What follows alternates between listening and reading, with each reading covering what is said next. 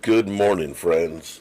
Mark Holmes here with my buddy who did it up a little bit too much last night, Cowboy Joe Boo. And as always, thank you guys for watching, commenting, subscribing, and being part of the Joe Boo Sports Report. Without you guys, you know this does not work without you guys. Man, it has been so long that we could have the Monday morning hangover with a victory. It's been since the Detroit Lions, and it's been hard. I got to tell you, we've all been on edge. We've been upset. We've ranted. We've raved. We've yelled. We've cussed. And today, friends, we can kind of, at least for 1 week, enjoy a victory. Not just a regular victory, a great win when the backs were against the wall. More importantly, I want to say that my buddy Justin, maybe he needs to be our new mascot for the Dallas Cowboys and things. Justin had himself a ball. He started out at Whataburger. Check this out.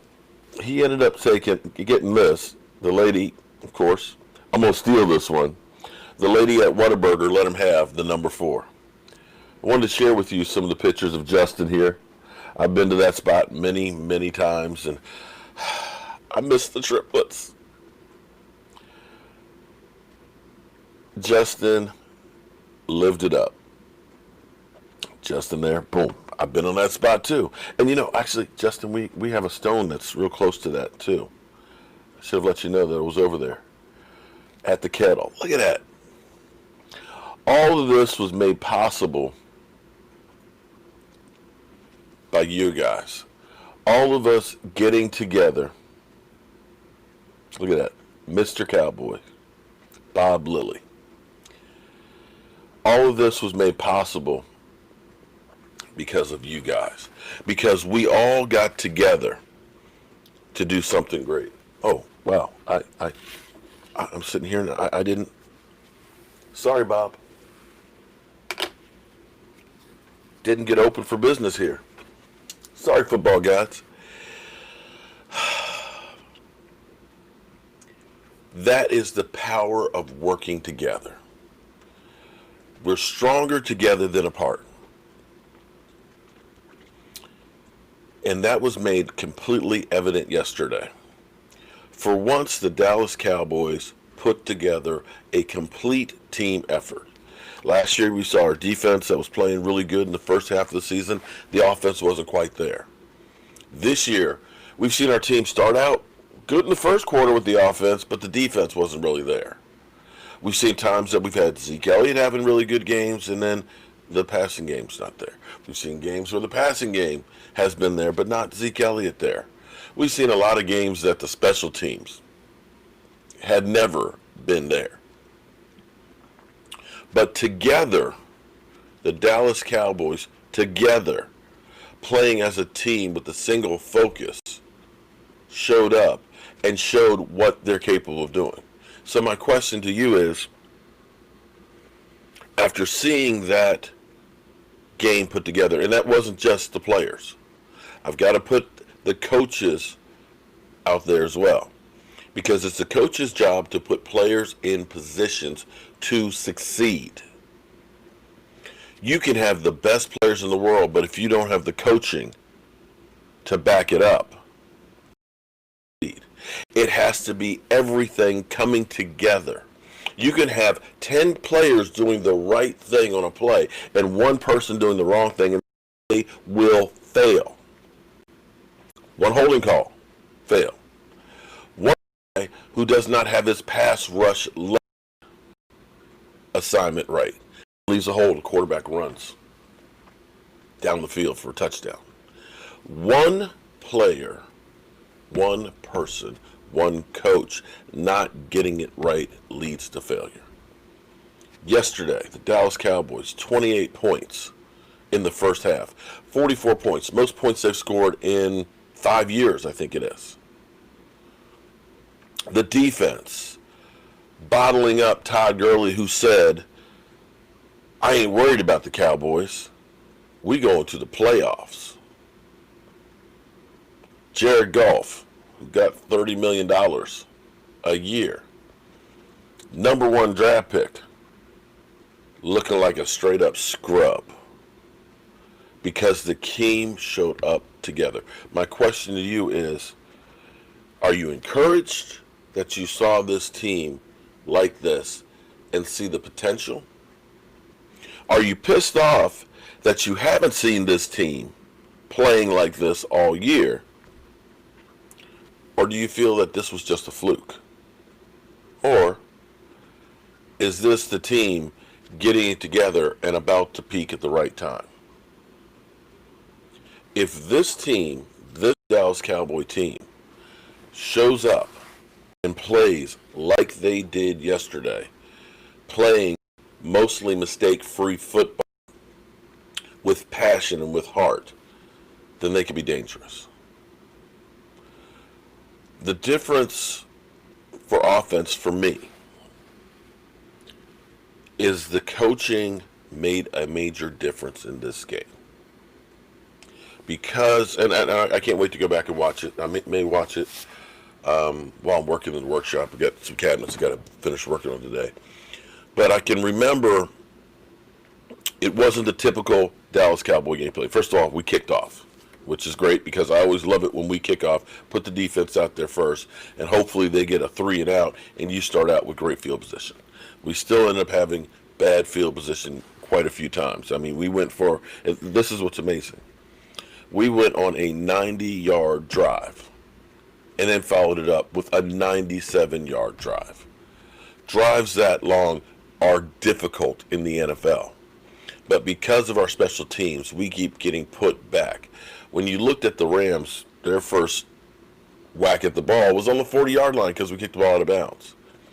That they had great field position time after time again, whereas we were always with our back against the wall.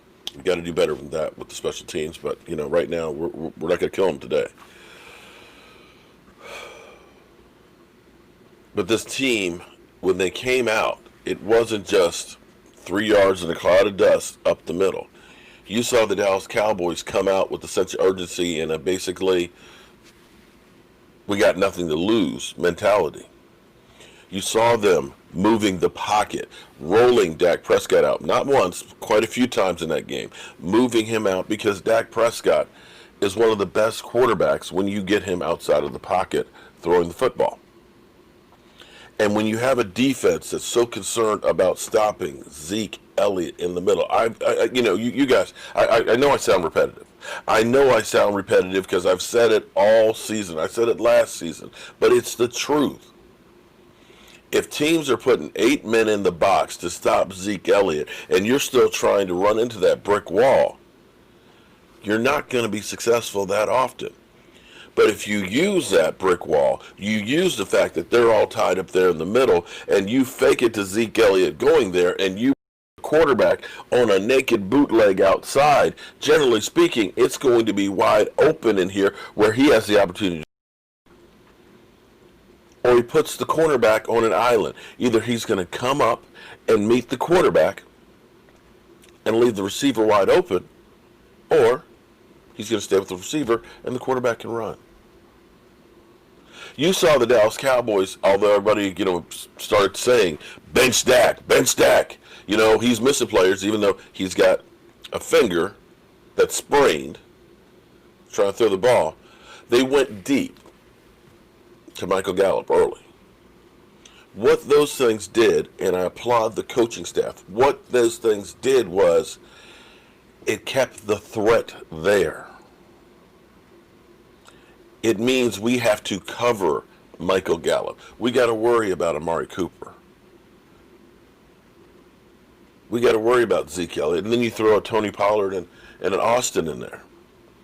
There were too many things to cover for the Rams defense. And what you have to be happy about with this game is the fact that our wide receivers only caught 22 yards worth of passes.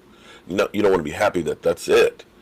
But the fact that you were able to win without the wide receivers, that Tony Pollard, you've got to get him more time. That Blake Jarwin became a great weapon again.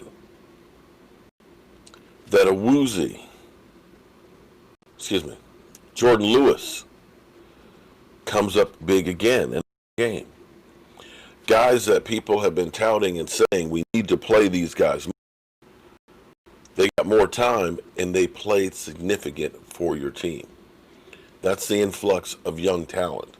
That is a little boost from the norm. And you have to feel good about all.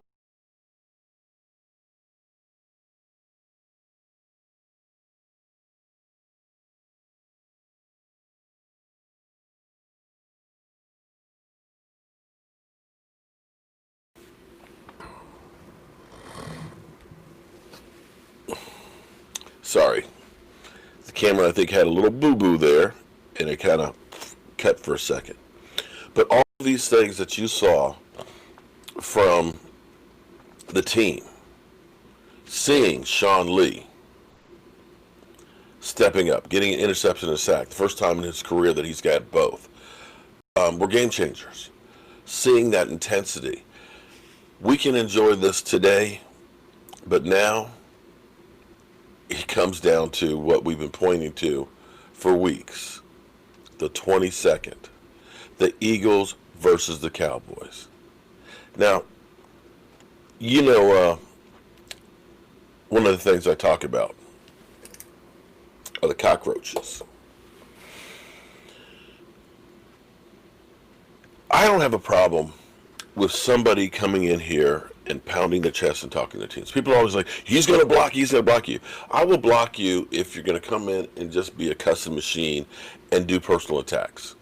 Because this channel is about actually having real discussions about football as it relates to life and football, the Dallas Cowboys and things. But we have a lot of fans that are New Orleans fans, Atlanta fans, Green Bay Packer fans, 49er fans and stuff. Heck, I got a super chat from a Tampa Bay Buccaneers fan that was talking about how great it was what we did for Justin.